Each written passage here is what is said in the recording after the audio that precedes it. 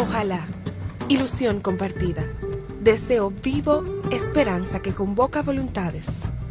Mejor aún, compromiso, asumir ideas, desafíos y ayudar a pensar. Ojalá también es tarea nuestra y suya, convertir ilusión en realidad de bienestar. Con ustedes, despuntando el día, ojalá. Invasión pacífica, la perciben algunos desde República Dominicana. Mercado de trabajo atractivo y seductor, lo ven desde Haití. El vecino rico usa su poder de mercado para contratar la mano de obra barata. El vecino pobre ve una oportunidad, quizá la única, de sobrevivir. ¿Cómo manejar esta situación sin deshumanizarnos y sin perjudicar a los dominicanos? Flor Rojas, experta dominicana en temas migratorios y larga experiencia en Naciones Unidas, nos explica. A todos ustedes, gracias por acompañarnos y bienvenidos y bienvenidas a Ojalá. Hola, muy buenas noches a todos y a todas. Sean ustedes bienvenidos y bienvenidas a Ojalá. El tema migratorio es un tema que nos preocupa a los dominicanos y dominicanas, el fenómeno migratorio. ¿Cómo vamos a manejar el fenómeno migratorio? No queremos llamarle el problema migratorio, sino el fenómeno migratorio. Personas que vienen de Haití hacia nuestro territorio buscando oportunidades de trabajo. Algunos desde aquí, desde República Dominicana, ya vieron ustedes en la promoción que hicimos, entienden que hay una invasión pacífica de haitianos pobres a nuestro país. Eso es la mirada de algunos dominicanos desde aquí, ¿no? Mira, de aquí hacia allá. Pero si miramos el asunto, el fenómeno desde allá para acá, lo que podríamos ver desde Haití, si fuésemos haitianos pobres, sin trabajo, sin empleo, sin oportunidades, podríamos mirar la República Dominicana como una gran oportunidad de trabajo, como un mercado de trabajo que está demandando mano de obra barata. De modo que vienen a nuestro país. Y la situación de República Dominicana y Haití es muy propia de dos vecinos, uno de los cuales tiene oportunidades, se desarrolla, crece su economía, demanda fuerza de trabajo barata, mano de obra barata, y otro que está en dificultades económicas. No es solamente un caso único de República Dominicana, se reproduce en cualquier parte del mundo donde hayan vecinos en esta situación que acabo de mencionar. Uno con oportunidades para contratar mano de obra barata y otro con dificultades de contratar su propia mano de obra, es decir, que expulsa mano de obra desempleada. Este tema lo vamos a tratar con una dominicana que por muchos años sirvió en Naciones Unidas. Este tema lo vamos a abordar un poquito más adelante porque queremos conversar con ella y para nosotros es un inmenso placer poderla tener aquí en Ojalá. Se trata de Flor Rojas, abogada que por más de 28 años, oigan bien, por más de 28 años trabajó en la Agencia de Naciones Unidas para los Refugiados, que se conoce como ACNUR. Fue representante en América Latina, en África, en Grecia, en distintos países. Tuvo la oportunidad de lidiar con conflictos muy difíciles de refugiados y desplazados en distintos territorios. Con ella primero vamos a hacer un recorrido de esta dominicana que quizás usted no conoce, ¿verdad? Pero si usted entra a internet y busca y pone Flor Rojas ACNUR, usted va a encontrar mucho sobre ella. Pero la oportunidad la tiene usted aquí esta noche de que pueda conocer la actividad de esta dominicana que, como ya dije, 28 años en ACNUR, 21 de los cuales fuera de nuestro territorio. Flor, con muchísimo gusto, con inmenso placer, pues te acogemos aquí en Ojalá. Quisiéramos comenzar un poco para entender lo que es el ACNUR, qué hace el ACNUR propiamente, y un poco de tu recorrido, cómo se inicia este recorrido tuyo por 28 años, ¿no? Casi una trotamundo. Así es, así. Muchas gracias, Roberto, por la invitación al programa. Sí, definitivamente, un largo recorrido y en muchos lugares de conflicto, sobre todo, donde tienes que convivir con la tragedia humana de lo que es el éxodo. Y efectivamente yo inicio la carrera internacional de la mano del Alto Comisionado de las Naciones Unidas para los Refugiados, momento en el cual el ACNUR, sus siglas, decide buscar un asesor legal en República Dominicana de manera que se pudieran llevar a cabo los casos que existían y que siguen existiendo de ciudadanos haitianos que llegaban y solicitaban el Estatuto de Refugiado en República Dominicana. Que huían de, en ese entonces, la dictadura duvalierista. Sí, en ese entonces de la dictadura duvalierista y posteriormente, pues como sabemos, ha sido la situación política de ese país en diferentes etapas. El ACNUR básicamente se ocupa de la protección internacional de los refugiados, asegurar la protección internacional y al mismo tiempo contribuir para ayudarle a su subsistencia, digamos, con determinados tipos de programas de ayuda para que puedan lograr la autosuficiencia en los países donde se encuentren los refugiados. Dentro de este aspecto también el ACNUR tiene que cooperar, tiene que trabajar mancomunadamente con los gobiernos, porque es un organismo intergubernamental. Y desde ese enfoque se establecen acuerdos con los gobiernos de manera que podamos asegurar esa protección internacional conjuntamente con los que son las responsabilidades de los países básicamente signatarios de la Convención sobre el Estatuto de los Refugiados. Vale decir que la República Dominicana es signataria de la Convención y como tal tiene obligaciones, tiene responsabilidades de implementar lo que está establecido a través de la ley de refugiados que existe en el país. En el caso tuyo particular, tú contabas que te iniciaste con aquel compañero muy querido, Luis Samuel Roché, ¿no? Que sí. Recuerdo que trabajaba en Alfa y Omega, sí. Que desapareció, ¿no? Efectivamente. Ahí se inició tu trabajo. Ahí se inició mi trabajo en el país. Muy triste historia, debo decir. Porque no apareció, ¿verdad? No apareció un refugiado de nacionalidad haitiana, establecido, sí. Residente y reconocido por las Naciones Unidas como refugiado, con el Estatuto de Refugiado, fue tomado en el país, no sabemos por cuáles fuerzas, y desaparece y nunca se supo del caso. Okay. Pero justamente a raíz de ese caso yo formé parte de un comité de búsqueda de Luis Samuel Roché, como se llamó. Sí. Y este comité solicitó por una carta a las Naciones Unidas investigar sobre este caso. Okay. A raíz de ahí viene una comisión del ACNUR y esta comisión decide que efectivamente en República Dominicana necesitamos tener una labor de apoyo a aquellos solicitantes de refugio que llegaban al país. Debemos decir que el 99% de los refugiados en República Dominicana siempre fueron de nacionalidad haitiana. Claro. Entonces sí se montó una oficina, se establecieron los mecanismos legales, se negociaron con el gobierno la firma de la convención, posteriormente una ley que crea la Comisión Nacional para Refugiados, que es el mecanismo que existe dentro del gobierno para estudiar los casos de solicitudes de asilo y tomar decisiones respecto a cada petición. ¿Cuáles son los criterios para establecer que una persona es un refugiado en otro país? Fundamentalmente, de acuerdo a la Convención, un refugiado es aquella persona que tiene que abandonar su país o su lugar de residencia permanente por motivos de persecución y no quiere o no puede regresar a su país de origen o de residencia permanente debido a que siente temor fundado de esa persecución, no tiene la protección de su país y siente persecución de naturaleza racial, por su nacionalidad, política, su género, por sus ideas políticas y como debido a cualquiera de esas circunstancias o por pertenencia a determinado grupo social y por ello no puede regresar a su país. O sea, no se siente protegido, en otras palabras, bajo su país.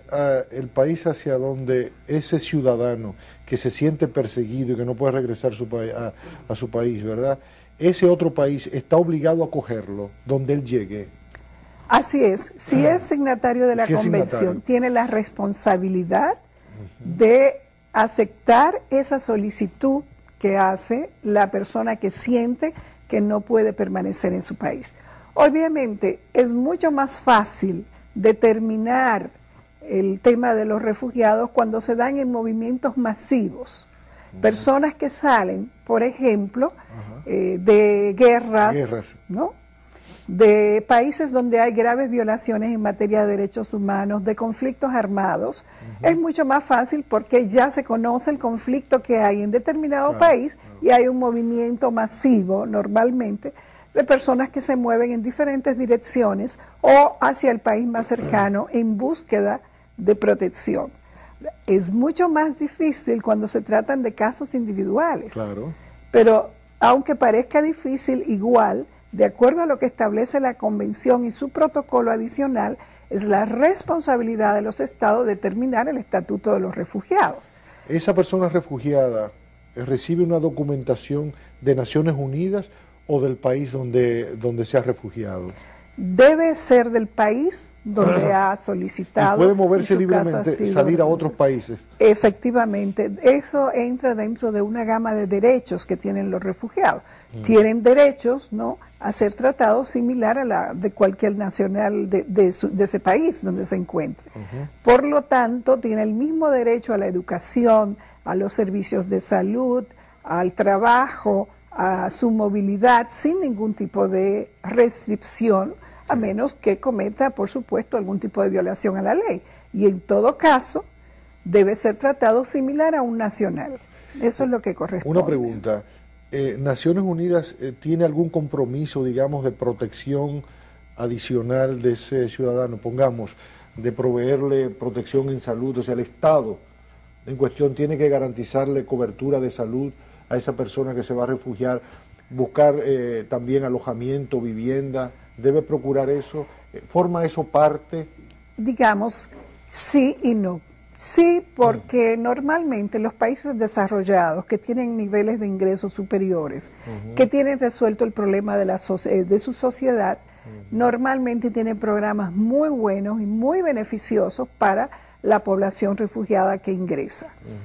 Y por esto no hay grandes problemas en el sentido de que el ACNUR o cualquier otro organismo internacional tenga que cubrir gastos para apoyar a esos gobiernos que reciben refugiados.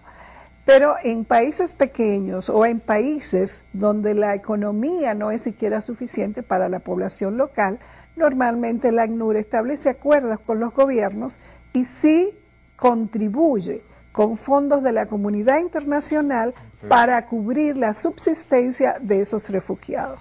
¿En qué sentido? Por ejemplo, en programas infantiles, ¿no?, en programas de salud, en programas para las madres, las mujeres, ¿no?, para las mujeres, en programas discapacitados también, también para incapacitados, en programas también para laborales, de tipo laboral, crear y propiciar, facilitar que el refugiado deje de ser una carga para el país que le ha otorgado el refugio y pueda efectivamente ser autosuficiente. De esta manera, la comunidad internacional, a través de estos fondos, trata de aligerar la carga que podría constituir para el Estado recibir un alto número de refugiados. Una última pregunta, porque tenemos que irnos a la pausa. Sí. Esos refugiados, o sea, esos ciudadanos de otro país que se han visto obligados a emigrar y que están en condición de refugiados en otro país, ¿con el tiempo pueden optar por la nacionalidad de ese país o siguen siendo ciudadanos en tránsito o en condición especial? ¿Cuál es el estatus que se les reconoce? Por supuesto que sí. Yo creo que en primer lugar hay que decir algo que no es nuevo, pero que es importante recalcarlo. El refugiado sale de su país no porque quiere, sino porque huye. Tiene que huir porque su vida está en peligro. Tiene miedo. No tiene la protección de su propio país, de las autoridades. Sin embargo, el refugiado sueña con regresar a su país alguna vez. Entonces no es, ni debemos pensar que los refugiados se mueven a otro país porque se quieren quedar. Eso en primer lugar hay que decirlo claro, para que la gente no interprete que es un simple migrante económico, ¿no?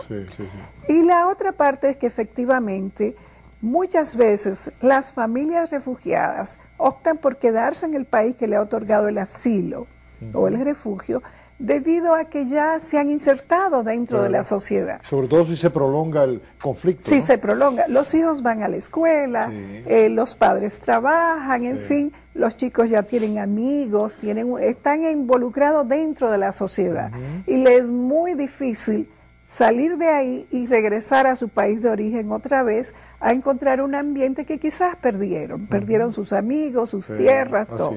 Esa es la diferencia. Ahora, igual debe hacerse mediante un acuerdo con el gobierno, que el ACNUR participa dentro de esos gobiernos, para facilitar que entonces el refugiado y su familia pueda iniciar toda la tramitación migratoria y poder solicitar ya su residencia permanente. Muy bien. Esa es la idea. Flor, quiero pedir tu permiso, tenemos que hacer una pausa. Claro que sí. Vamos a hacer una pausa, 1 minuto nada más, y seguiremos conversando con Flor Rojas.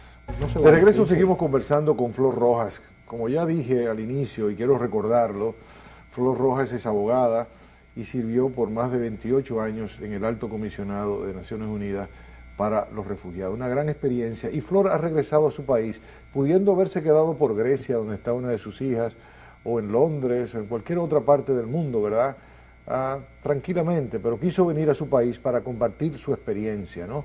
Y está de lo más animada con nuestro país. De modo que es una alegría para nosotros los dominicanos tener una dominicana con esta gran experiencia en esta materia y cómo puede contribuir, ¿verdad?, con su experiencia a que nosotros podamos diseñar políticas públicas más eficaces, más eficientes.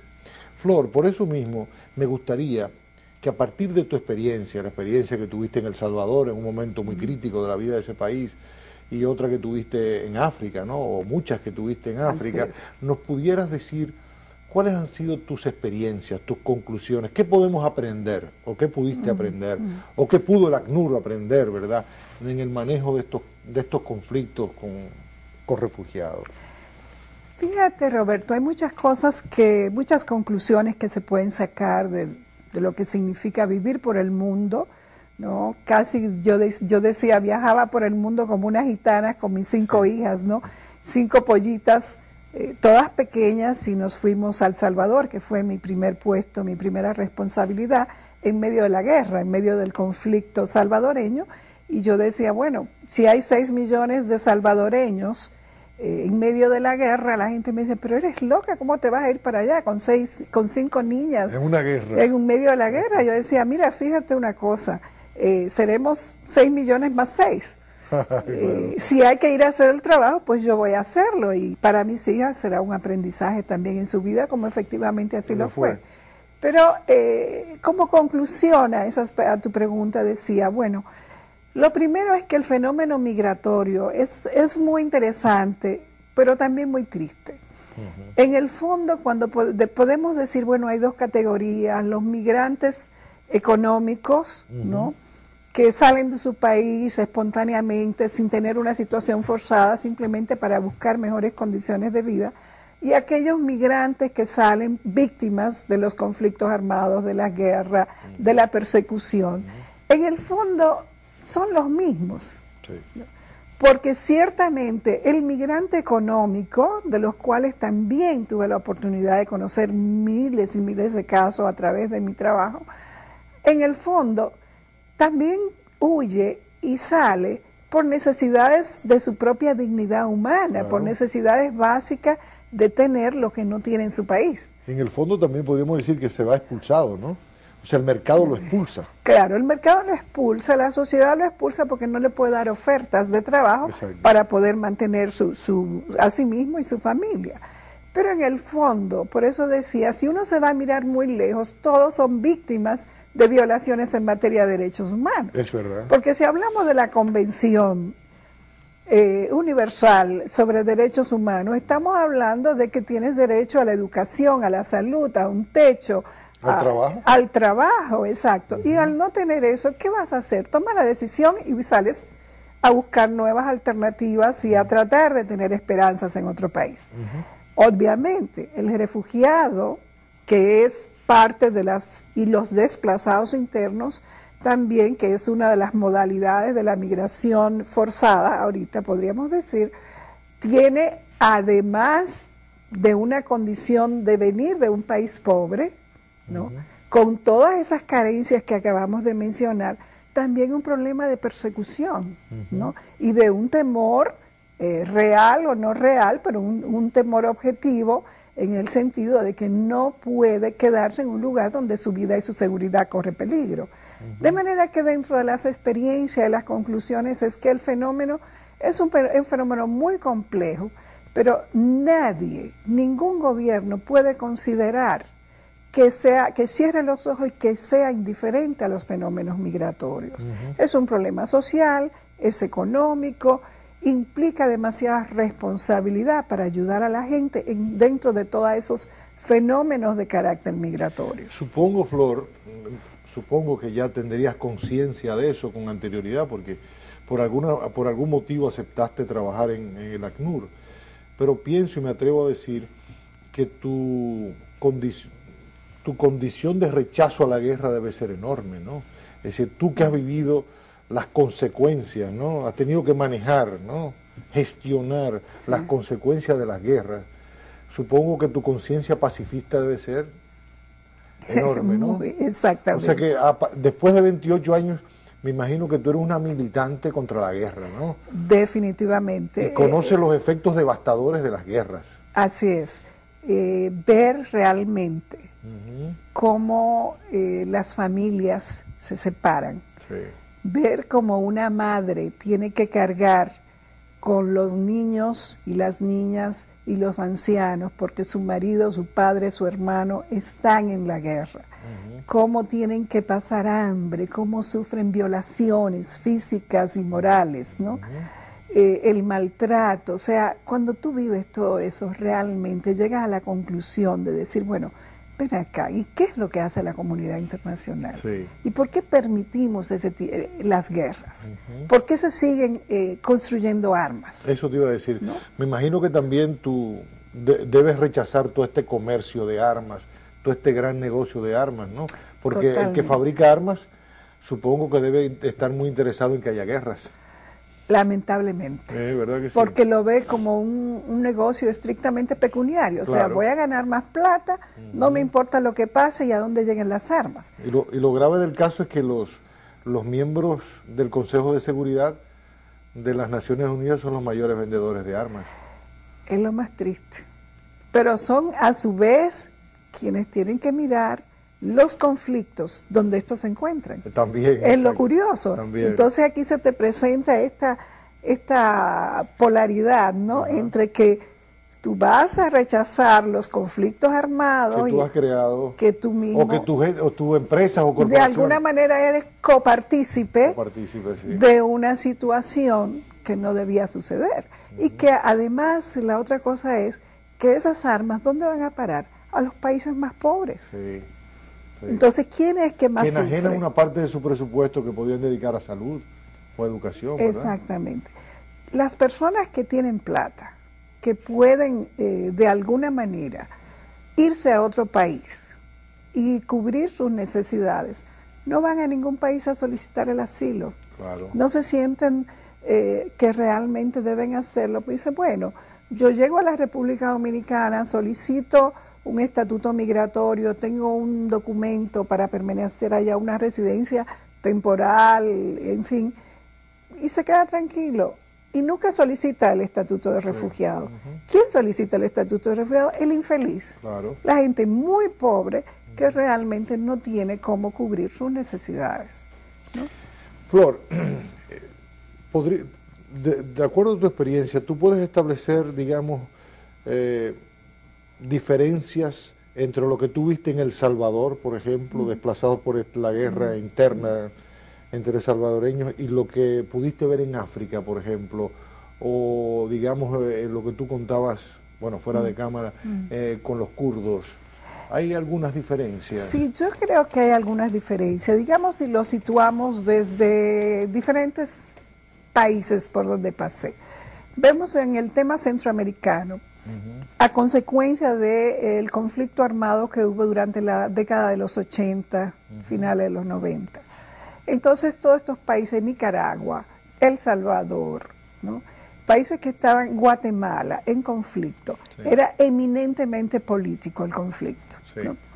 Pero luego, cuando ya me voy a otros países, como el caso de en África, de Zambia, donde estuve durante 2 años, y países africanos de toda esa región, lo que veía era un grado de miseria tal, ¿no?, combinado con pequeños grupos tribales armados, donde no existía ley ni control de ningún tipo. O sea, en Centroamérica, obviamente, hay igual mucha pobreza, pero la lucha era de otra naturaleza. Era una lucha política en contra de un establecimiento, ¿no? De un establecimiento poderoso que controla todos los bienes del país. Podemos decirlo para no entrar ya en análisis económico ni político. Pero cuando te vas al África y encuentras la pobreza extrema, aunada a grupos tribales que son incentivados con las armas, donde tienes el problema de las minas de oro y minas... No, esto viene después, pero cuando hay todo lo que es muchos tráficos diferentes, tráfico de armas, tráfico de drogas, tráfico de piedras preciosas, ¿no?, de diamantes, de esmeralda, de todo ese tipo, se mezcla todo esto y encuentras una realidad totalmente diferente, ¿no? La pobreza extrema sumada a una ignorancia total en unas circunstancias donde hay tribus, demasiadas tribus y lenguas diferentes, ¿no? Entonces es otro terreno. Y luego te vas en el caso cuando ya estoy en Grecia, empiezo a conocer otra categoría, ¿no? Migrantes económicos también, mezclados con refugiados, pero con otra situación que es la religión musulmana. Entonces aquí vienen kurdos, turcos, iraníes, pakistaníes, refugiados de todo lo que es Medio Oriente, ¿no?, de toda esa región, que tratan de ingresar vía Grecia al resto de los países europeos, ¿no? Afganos. Entonces, todo ese movimiento, por ejemplo, en el caso de los afganos, es el movimiento de los afganos que llegan a Turquía, de Turquía cruzan a Grecia, de Grecia tratan de esperar la primera oportunidad para embarcarse y llegar a Italia, ¿no? Entonces, todo ese movimiento es de otra naturaleza. También con elementos comunes, sí, los conflictos, las guerras, ¿no?, los conflictos armados y las necesidades y las carencias, ¿no?, la falta, el desempleo. Pero hay pequeñas otros elementos que se van sumando dependiendo de la región y del acontecimiento político en esos momentos, ¿no? Como conclusión de vida, 28 años en ACNUR, ¿qué deberían hacer los gobiernos, qué deberían hacer, digamos, también los seres humanos, ¿no?, para evitar que la ACNUR tenga tanto trabajo? Para evitar ¿verdad? Bueno, podríamos decir, bueno, si los conflictos son el origen de los desplazamientos, pues evitar los conflictos, pero ¿cuál sería tu conclusión? ¿Cómo podríamos tener un mundo más acogedor, digamos, que impida estas tragedias? ¿Cuál sería tu más pacífico? Más pacífico. ¿Qué tú dirías? Yo diría, en primer lugar, que los países, seamos o no seamos países ricos, tenemos un rol, una responsabilidad ante las Naciones Unidas y tenemos el mismo derecho de votos. O sea, yo creo que República Dominicana, por citar nuestro propio ejemplo, deberíamos tener roles importantes, cosas que decir para contribuir a eliminar esos conflictos que existen alrededor del mundo. De alguna manera podemos contribuir a la paz, ¿no?, y a la prosperidad a través de buscar y consensuar con otros países pacifistas también que sí quieren propiciar el desarrollo de los países. Eso por un lado. Pero por el otro lado, mirando en nuestro interno, en nuestro mundo interno, en nuestra isla, no cerremos las puertas. Tampoco tenemos que cerrarlas. Lo que sí tenemos, y existe, de hecho, según lo que he leído, buenas leyes. Tenemos una ley de migración muy buena. El tema es cómo implementar. Implementar mediante el cual las personas que llegan a nuestro país, sean de nacionalidad haitiana o sean de donde sean, hacer que las personas estén registradas, identificadas, respetarles sus derechos. Demos el ejemplo a nivel mundial. Respetemos el derecho de las personas que vienen a residir acá, ¿no? Flor, quiero pedir tu permiso porque ya estamos entrando en el tema del que podría ser el tercer segmento de esta conversación con Flor Rojas. Quiero pedir tu permiso, nos vamos a la pausa y entonces, ahora en este último segmento vamos a hablar sobre la migración haitiana. Ya vieron ustedes que ya Flor comenzó a tocar ese tema, de modo que no se muevan un minuto nada más y seguiremos conversando con Flor Rojas ahora sobre la migración haitiana a nuestro territorio. Estamos conversando con Flor Rojas, abogada, como dijimos, 28 años de experiencia en el Alto Comisionado de Naciones Unidas con los refugiados del ACNUR. Y entramos a un tema que nos toca a nosotros directamente. Ya vimos la amplia experiencia de Flor Rojas en el ACNUR, tanto en Centroamérica, Suramérica, África y también en Europa y todas estas zonas del Oriente Próximo. Flor, tú comenzabas a hablar sobre el tema haitiano, que es un tema que, digamos, preocupa a muchos dominicanos, preocupa naturalmente a los haitianos que tienen que verse obligados a salir de su país porque no encuentran oportunidades, y muchas veces no hay el manejo adecuado, ¿no? Hay asentamientos humanos de haitianos que conviven con dominicanos de pocos recursos, ¿no? Y a veces también hay una derecha que exacerba las diferencias y le dice al dominicano, tu empleo lo está ocupando un haitiano, y bueno, y se dan esos conflictos, ¿no? También de tipo cultural, porque es un idioma distinto, son costumbres distintas, y a veces la convivencia se hace difícil, ¿no? Y siempre cuando uno se encuentra con un extranjero, a menos que uno tenga una visión mucho más amplia del mundo, pues hay un temor, ¿no? Hay un temor, una inseguridad y una ignorancia de por medio, ¿no? ¿Cómo tú ves el tema, el fenómeno migratorio haitiano en nuestro territorio? ¿Está siendo bien manejado? ¿Puede manejarse mejor? ¿Es posible una convivencia con los haitianos y no vivir en este eterno conflicto y esta paranoia que nos tenemos mutuamente? Sí, te diría que en primer lugar es un tema que me toca muy de cerca, porque como empecé trabajando, te había dicho inicialmente sobre el tema y el tema de los refugiados haitianos. Y realmente pienso que los dominicanos no debemos asustarnos por el hecho de que haya una migración haitiana, que ha existido de años y años siempre. Algunos y la mayoría han venido, como sabemos, por razones económicas, porque no encuentran posibilidades en su país. Y si la encontraran en su país, la verdad no tuvieran que venir. Claro. Pero situémonos en el otro lugar. ¿Por qué salen los dominicanos a otros países? Por las mismas razones que salen los haitianos. Claro que sí. A la República Dominicana. Entonces, si siendo expertos nosotros, yo me considero, bueno, con las experiencias, siendo experta en este tema, pienso que así como donde quiera que yo esté, pienso que debo hacer e intentar que se respeten los derechos de los dominicanos, igual debo pedir a los dominicanos, tanto a las autoridades como a toda la población, que también respete los derechos del ciudadano haitiano, porque todos somos Tú lo que no estás de acuerdo derechos. que porque una persona no tenga papeles y vive en territorio dominicano, pues se le niegue sus derechos y se le atropelle, claro que no. Desde luego que no puede ser así. Por un lado, no se le puede atropellar, tiene sus derechos fundamentales, ¿no? Que debe ser respetado en toda su esencia. Pero por el otro lado, el migrante, una vez que tenemos leyes que regula esto, nada más hay que implementar la ley, ponerla en práctica. En vez de decir, que hay ingresos de haitianos que llegan a la República Dominicana, están en todas partes, que quitan el empleo del dominicano, etcétera, etcétera, lo cual no es cierto, pero eso es otro tema. Sabemos que no es cierto, sí. Eso es otro tema. Deberíamos decir, qué bueno que todos los migrantes que llegan a la República, sin migrantes que llegan a la República Dominicana, están documentados. ¿Por qué? Porque sabemos quiénes son y dónde están. Sí.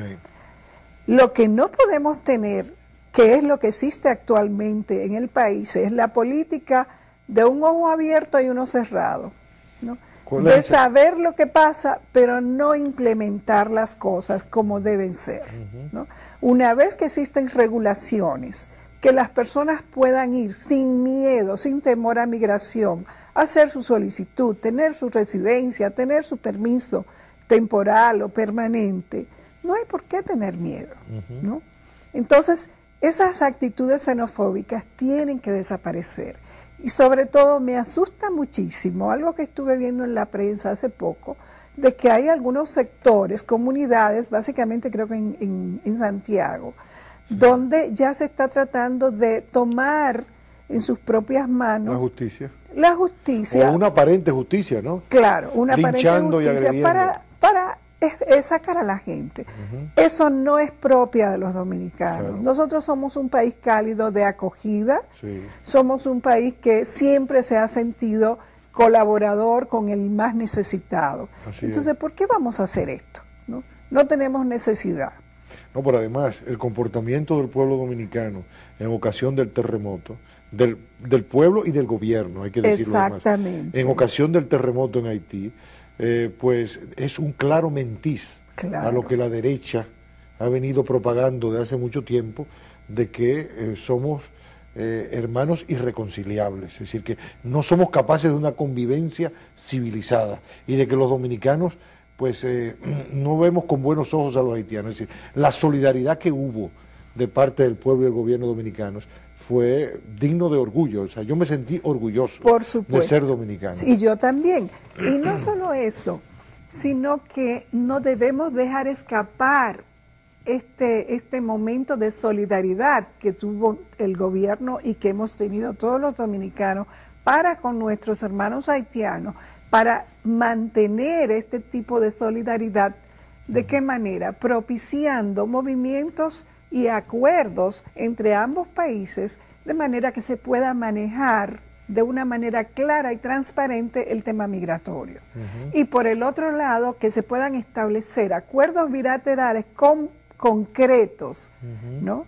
En términos de desarrollo económico para ambos países. Claro. Porque tú ahí te refieres a inversiones que puedan hacer. Inversiones en la zona fronteriza, inversiones mismo, bilaterales, ¿no? que se apoye allá, inversiones del lado de Haití, inversiones que puedan ayudar aquí en República Dominicana también a facilitar que la capacitación técnica que necesita el haitiano, que no tiene, se la podamos propiciar para que en algún momento regrese a su país también y pueda contribuir. El desarrollo de Haití debería ser parte de una estrategia del desarrollo de muchos negocios en República Dominicana. De nuestra estrategia nacional. Nos interesa, es nuestro primer país de exportación. Sí, socio comercial, sí. Un gran socio comercial. Así es. Y además, los haitianos han hecho un montón de cosas en este país que el dominicano no ha hecho. El tema turismo, por ejemplo. Sí, así es. No y la quejemos. agropecuaria, 8 de cada 10 empleos en la agropecuaria son llevados por haitianos. No, y hay otra más que también es interesantísima para otro análisis. Ahorita, con toda la industria de la construcción de apartamentos, de residencias, de apartamentos en la ciudad de Santo Domingo, básicamente, ¿quiénes son los guardianes de todos esos edificios? Es verdad. ¿Quiénes son? Es verdad. Entonces, ¿en manos de quién estamos dejando la seguridad privada de nuestro país? Entonces, ¿de qué nos vamos a quejar? ¿No? Eso es lo que te hace pensar que realmente, por un lado, tenemos una política abierta y por el otro lado, no nos atrevemos a implementar la ley como debe ser.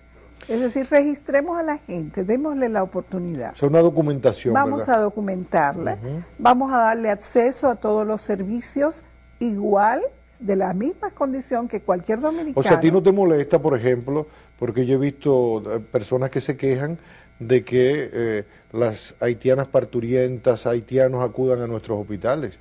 Debe ser algo absolutamente normal, ¿verdad? Que si residen en nuestro territorio puedan acceder a tener salud. Pero por supuesto. Pero además por un concepto de sanidad dominicana.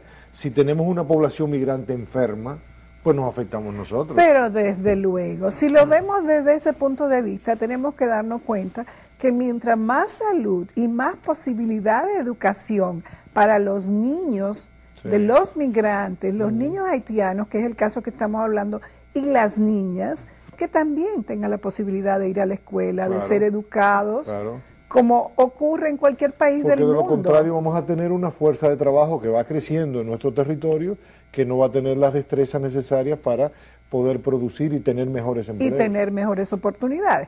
Pero además tenemos un problema gravísimo que no se quiere enfrentar.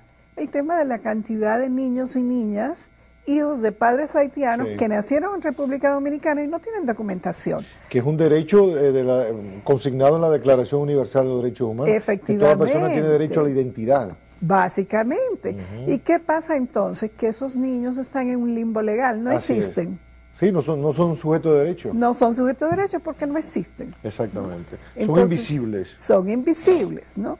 Y desde ese punto de vista, ese es uno de los grandes ejemplos que la República Dominicana sí puede dar, teniendo un buen manejo de lo que son los inmigrantes que llegan al territorio dominicano. ¿Tú crees que eso es posible, verdad? Si se aplicara la ley Sí. y si nos dispusiésemos de verdad, ¿no? Estoy totalmente convencida de que eso es posible, que tenemos y podemos tener relaciones muy buenas con nuestro país vecino, aunque este país sea mucho más pobre y tenga más desventaja que nosotros.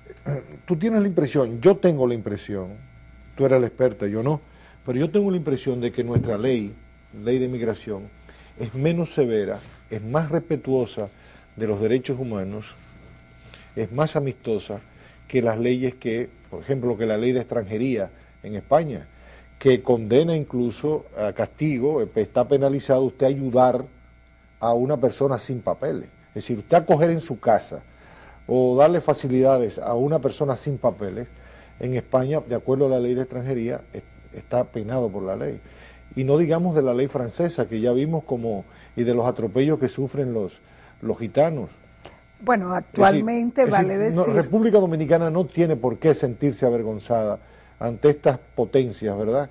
Estos grandes países desarrollados como Francia, España, y yo diría que incluso los Estados Unidos, porque los espectáculos que se ven en Arizona, individuos dedicados a la cacería, realmente a la cacería de mexicanos sin papeles. Así es. ¿Tú tienes esa impresión también? Sí, tengo la misma impresión, y más que eso, yo pienso que efectivamente ha venido desde finales